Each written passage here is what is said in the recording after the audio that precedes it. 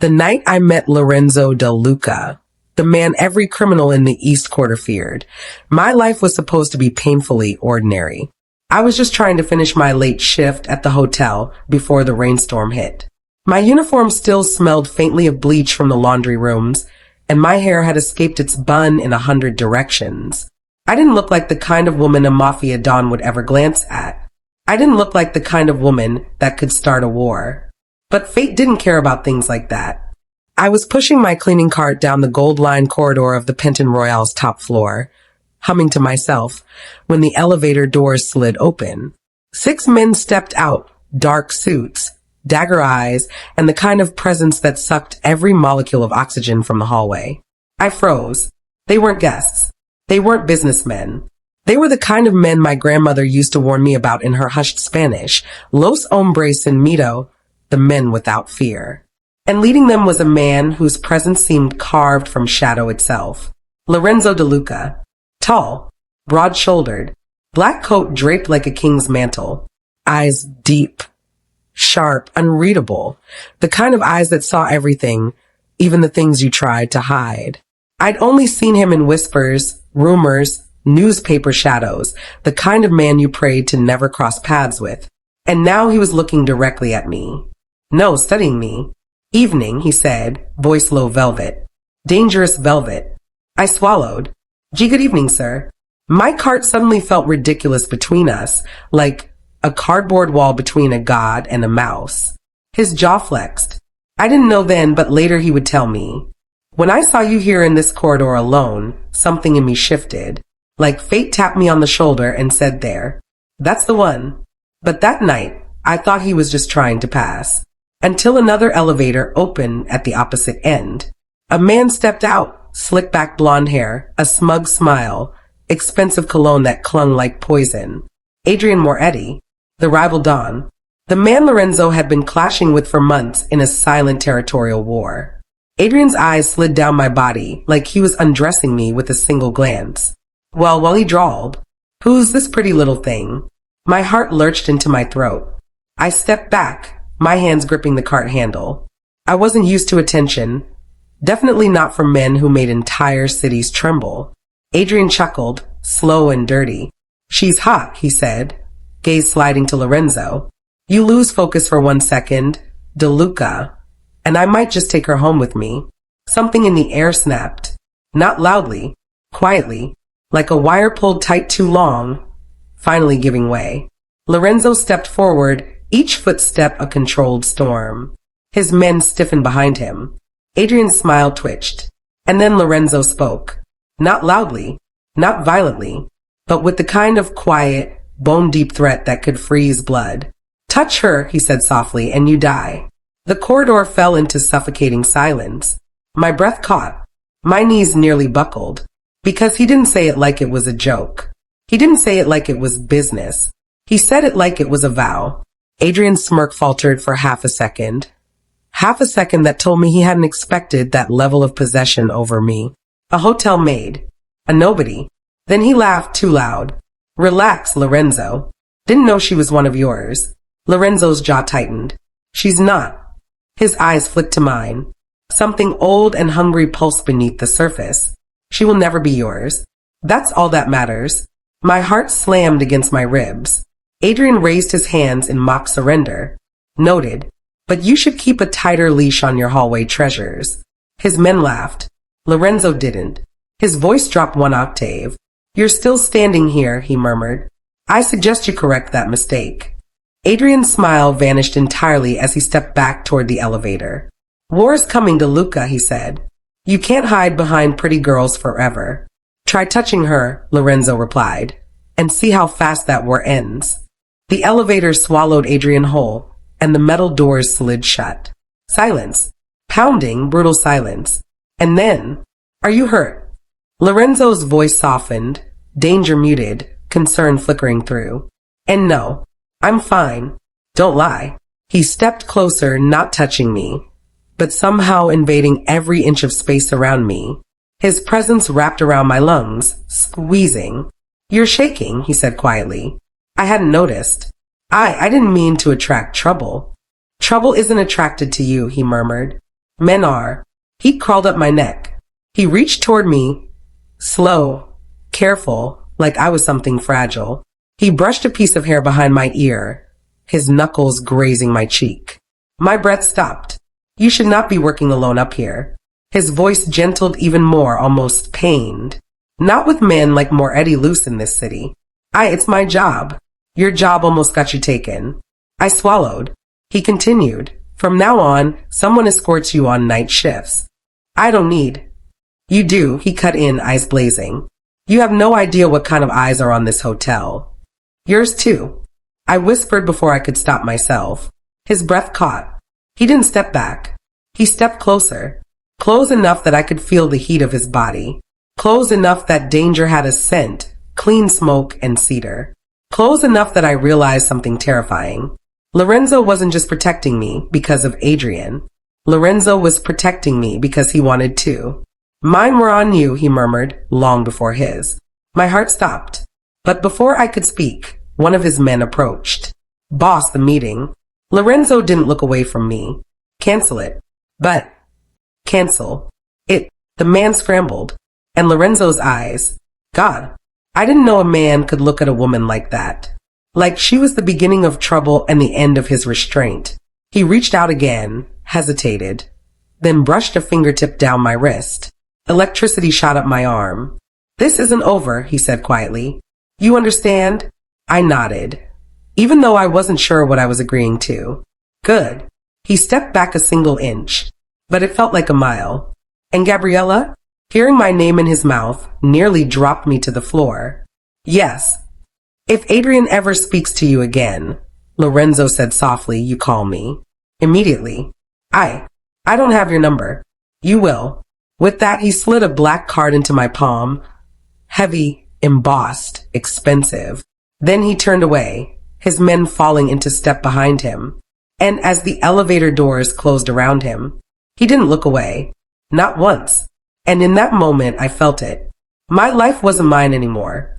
It belonged to the man who had just threatened death for me, like it was the easiest promise he'd ever made. And the terrifying part? Some quiet part of me wanted him to keep it. The next morning, I tried convincing myself last night hadn't happened.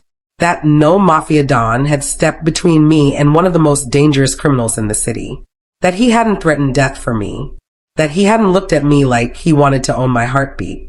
But reality slapped me the second I stepped into the hotel lobby for my shift. Because two men were standing there. Not hotel security. Not guests.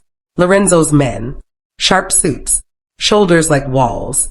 Eyes scanning every inch of the room. One stepped forward the second he spotted me. Gabriella Mitchell? My heart stuttered. Yes. I'm Matteo.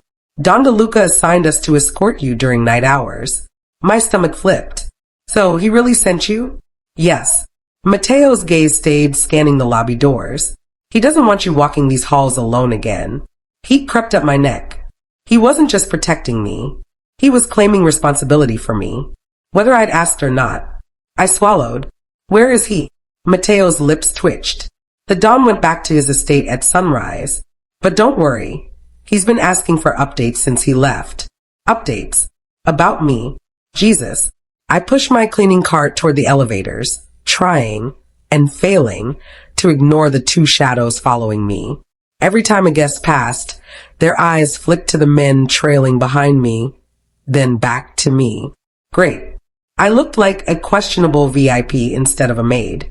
Late evening, when most guests were in their rooms and the corridors grew quiet enough to hear your own heartbeat, a familiar voice slid into my spine like a blade. Gabriella. My entire body froze. Lorenzo was leaning against the wall near the utility closet, arms crossed over his broad chest. Black dress shirt rolled to his elbows, revealing strong forearms veined like a warning. He wasn't supposed to be here. He was supposed to be in meetings. But he was here. For me. My voice wavered. You shouldn't be wandering hotel corridors. And you shouldn't be alone in them.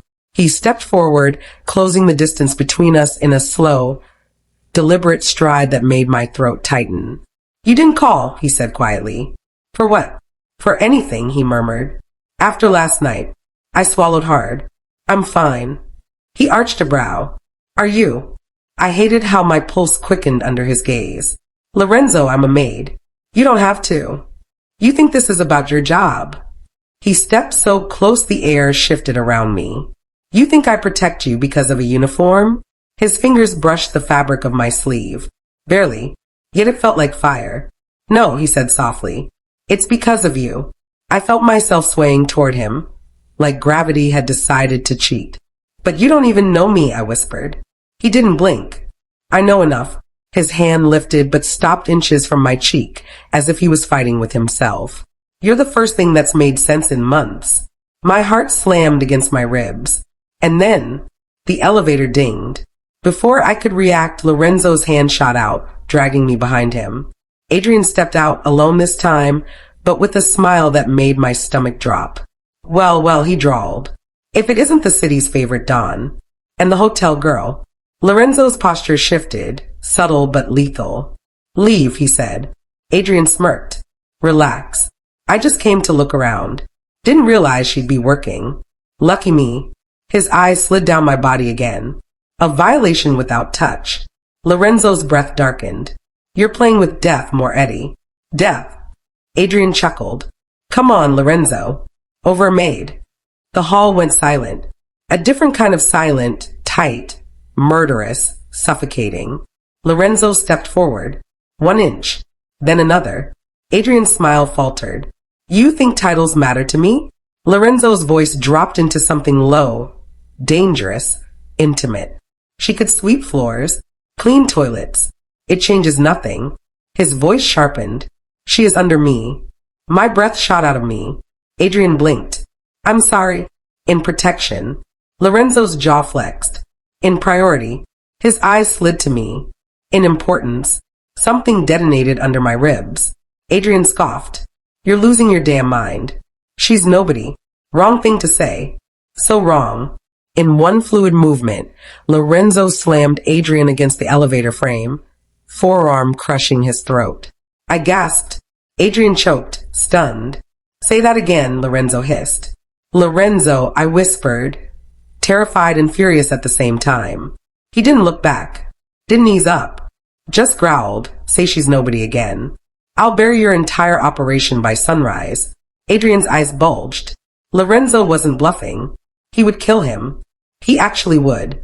El Lorenzo, I said again, stepping forward, hand on his arm. His body jolted at my touch. Just a jolt. But enough. He released Adrian, who stumbled away, gasping. Adrian stared at me like I was a weapon I didn't know how to use. This isn't over, he spat at Lorenzo. You're unraveling over a girl you don't even own. Lorenzo stepped in front of me again. If you value your life, Moretti, never look at her again. The elevator swallowed Adrian. This time he didn't smirk. Silence. Hard, fractured silence. My hand was still on Lorenzo's arm. His muscles were steel beneath my fingertips. His breathing shallow. Danger still rolling off him in waves. Lorenzo, I whispered. You can't go around choking people because they look at me. No. He turned fully toward me. You have no idea what I can do. That's exactly what scares me. He froze. His jaw clenched. Then, surprisingly, he stepped back, a breath shaking through him. You touched me, he said quietly. What? When you touched my arm. His eyes searched mine. It's the only reason Moretti is still breathing. I stared at him, stunned. You're losing your mind, I whispered. Yes, he said simply. When it comes to you. My knees weakened. He ran a hand through his hair, pacing like he'd been caged. He followed you home last night. My blood went cold. What? Adrian. He sent a car behind you. My chest tightened. How do you know? Because I sent 3. His voice dropped into something dark and vicious. To make sure theirs didn't get close. Oh God. Why didn't you tell me?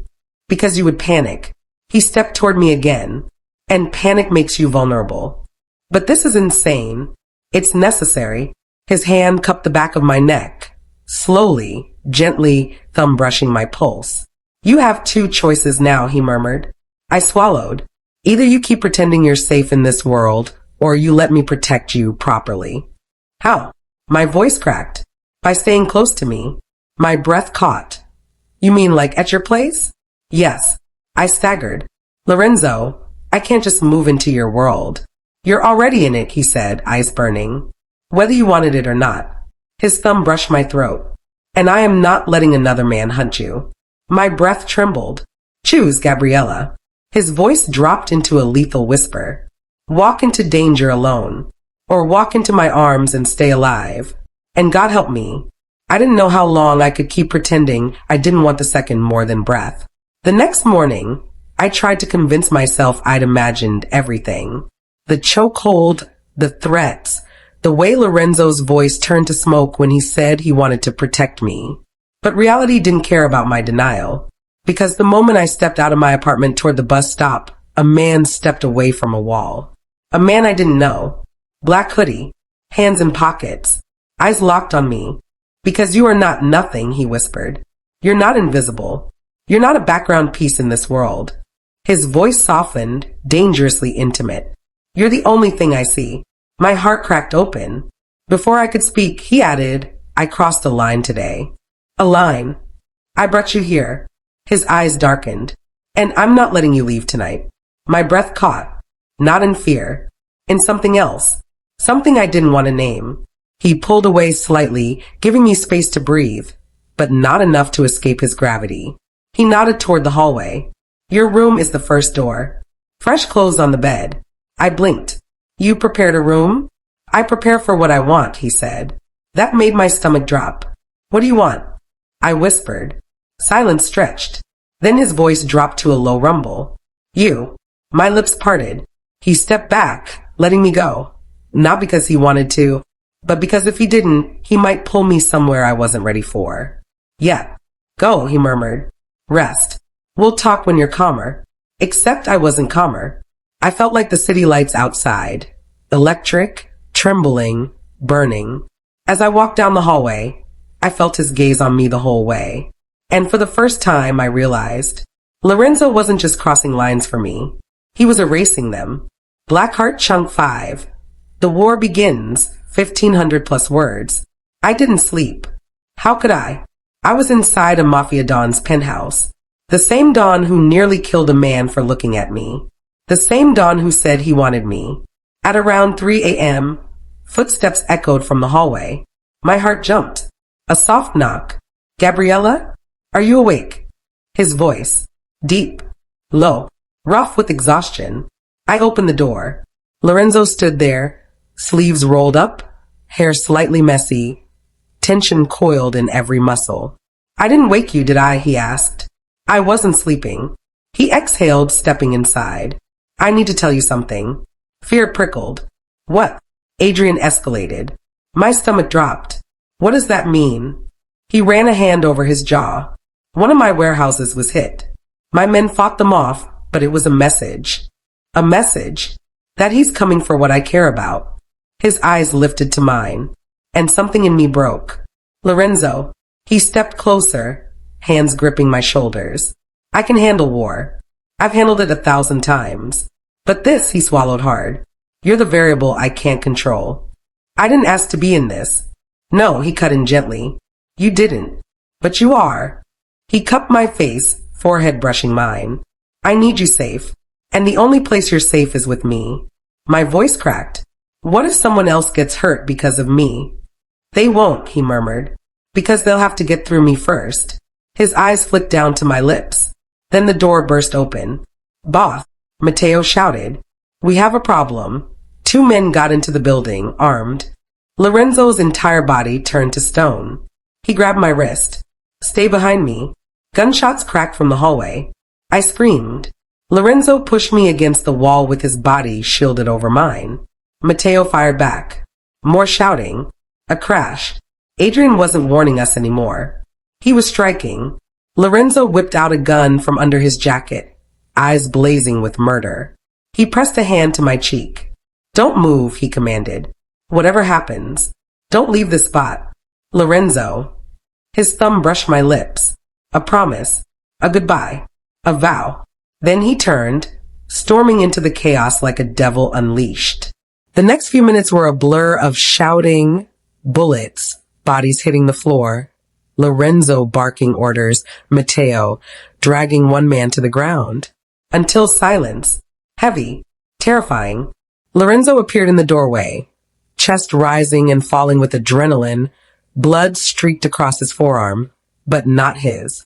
He strode to me, grabbed my face, and kissed my forehead with a force that knocked the breath from me. "You're coming with me," he rasped. "Now. No arguments." "Where?" "To my secure estate outside the city." Adrian got inside this building. His voice sharpened. "I'm done playing defense." He took my hand. And this time, I didn't resist. Lorenzo's estate was beyond anything I'd imagined. Stone walls, armed guards, a private gate that sealed like a prison door. Except the prison was for my protection. Inside, he led me to a sprawling room overlooking a garden bathed in moonlight. He locked the door behind us, not trapping me, blocking the world out. He turned to me, chest rising and falling, something raw in his eyes. "I almost lost you tonight." "You didn't," I whispered. He stepped closer, voice trembling with intensity. "I could have." And that thought, Gabriella, it did something to me. His hand slid to my waist, pulling me closer, slowly, deliberately, like he was giving me every chance to step away. I didn't. I moved closer. His forehead touched mine. "You need to understand," he breathed. "I've killed for less than what I feel for you." My breath hitched. "You barely know me," I whispered. "I know enough." His grip tightened. "I know the sound of your fear. I know the shape of your voice when you say my name.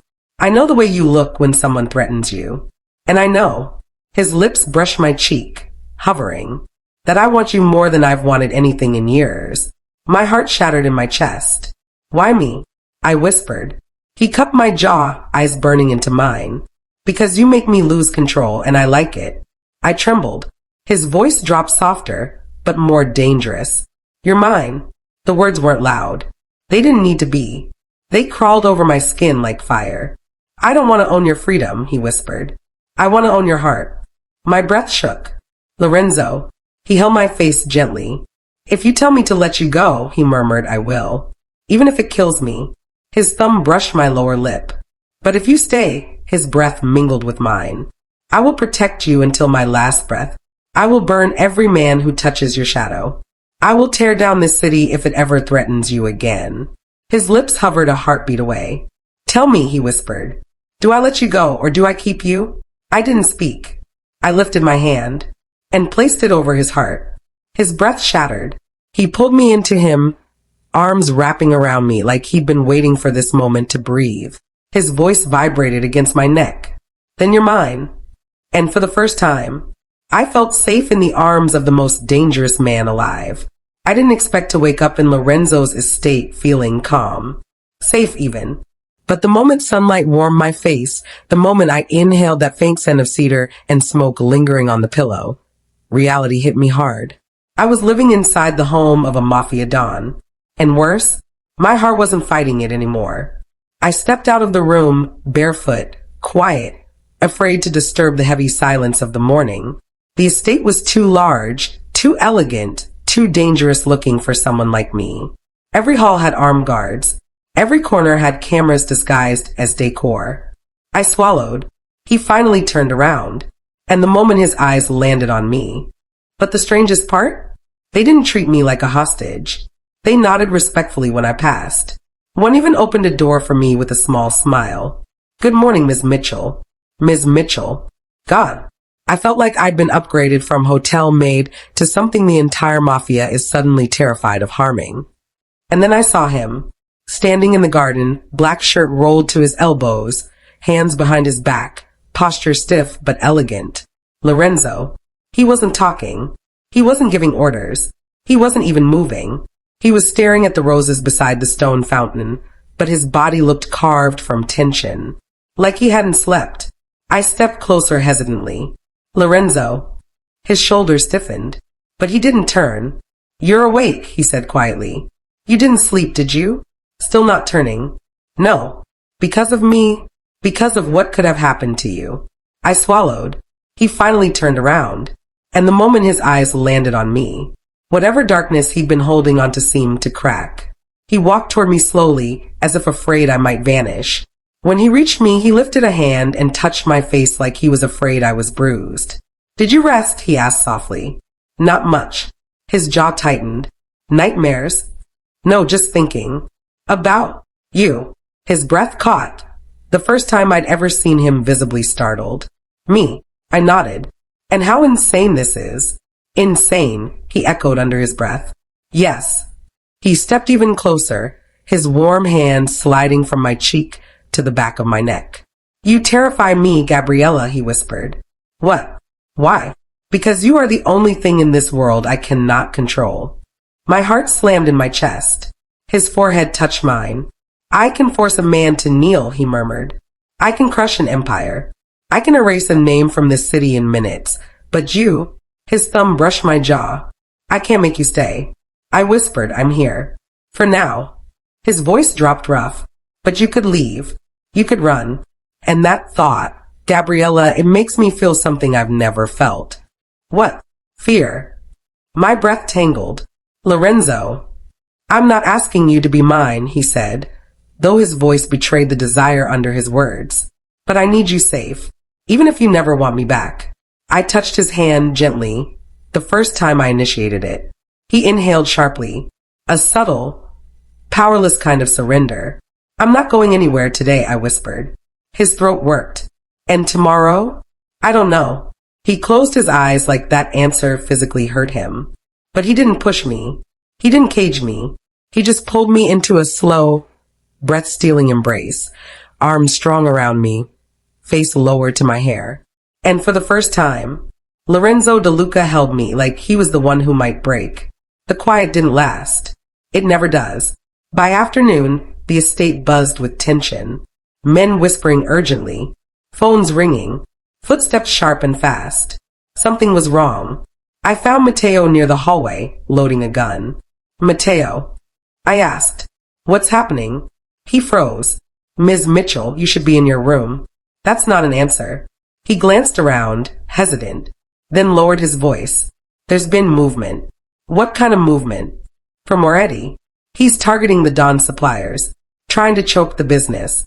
And he swallowed hard. He's demanding a meeting. My stomach dropped. A meeting with Lorenzo? Mateo nodded. He claims he wants to negotiate. And Lorenzo? He knows it's a trap. But he's going anyway. What? I grabbed Mateo's arm. Why would he go? Because Moretti threatened something he shouldn't have. My veins froze. What did he threaten? Mateo looked at me like he wished he didn't have to say it. You. My knees nearly buckled. Before I could respond, Lorenzo's voice boomed from the end of the hall. Mateo. We both turned. Lorenzo was walking toward us, wearing a black suit that made him look like a moving storm. His eyes locked onto me instantly. I swallowed. You're meeting Adrian? Yes. No. No, you can't. I can, he interrupted. And I will. He's trying to draw you out. I know. Then why go? He stepped closer, eyes darkening. Because if I don't, he'll try again. And he'll aim at you. I shook my head, heart pounding. Lorenzo, I'm not worth risking your life. His expression snapped. He reached me in 2 strides, grabbed my face with both hands, and forced my gaze up to his. Don't you ever say that again. But you are the only thing he can use against me. Of course he will threaten you. His thumb trembled against my jaw. And I will not allow it. But you'll be in danger. I would burn the world before I let him touch you. I felt the truth of it in every bone. His men approached. Boss, the cars are ready. Lorenzo didn't look away from me. Gabriella, he murmured, voice softer now. If anything happens to me. No, don't say that. He ignored me. If anything happens, Mateo gets you out of the country. Understood? A tear slipped down my cheek. Lorenzo caught it with his thumb, fury and anguish flashing in his eyes. I'll come back, he whispered. I always do. He leaned down, his lips brushing my forehead again. A slow, lingering promise. Then he turned away. He didn't look back. And watching him walk out that door felt like watching a storm leave with my heartbeat in its pocket. The meeting was supposed to last an hour. It didn't. 30 minutes later, alarms blared through the estate. Guards sprinted. Mateo grabbed my wrist. What's happening? I gasped. They ambushed the Don. My vision blurred. What? Is he? We don't know. Mateo dragged me toward the safe room. He's not answering his comm. No. Mateo, no, don't put me in there. You have to. No. A voice thundered from the doorway. Both of us froze. Lorenzo stood there. Alive. Breathing. But barely. Blood soaked his sleeve. A gash on his brow. His shirt torn. He looked like he'd fought a war. And maybe he had. He locked eyes with me. Not as men. Not Mateo. Me. And for the first time since I'd met him, he smiled. A soft, exhausted, relieved smile. As promised, he murmured, voice rough, I came back. I ran to him before my mind could catch up. He caught me with one arm, pulling me into his chest, exhaling like my existence was air. Lorenzo, your arm. It's nothing. It's bleeding. Still nothing. His forehead dropped against mine. I told you, he whispered. I don't die that easily. But as I looked at the blood on his suit, the bruise forming on his jaw, the exhaustion dragging at his muscles, I realized something terrifying. I wasn't safe because Lorenzo was strong. I was safe because he was willing to bleed. And that broke something inside me. My voice trembled. Why did you go alone? His hand slid to the back of my neck. Because he wanted you. My breath froze. And I wanted him to understand something, he said softly. What? He tilted my chin up. That's your mind to protect. I swallowed. And if I wasn't, his answer was a whisper against my skin. Then I wouldn't have survived tonight. I froze. What? He exhaled shakily. You are the only reason I fought back. My chest constricted painfully. And you are the only reason I came home. He leaned in, not kissing me, just resting his forehead to mine, breathing me in. Don't run from me, he whispered. Not when I'm already on my knees for you. A tear slipped down my cheek. He wiped it gently with his thumb, then pulled me against him again, bruised, bleeding, exhausted, but alive. Because of me. And for the first time, I realized this wasn't a crush. This wasn't obsession. This was something else. Something more dangerous. Something I wasn't sure either of us could survive.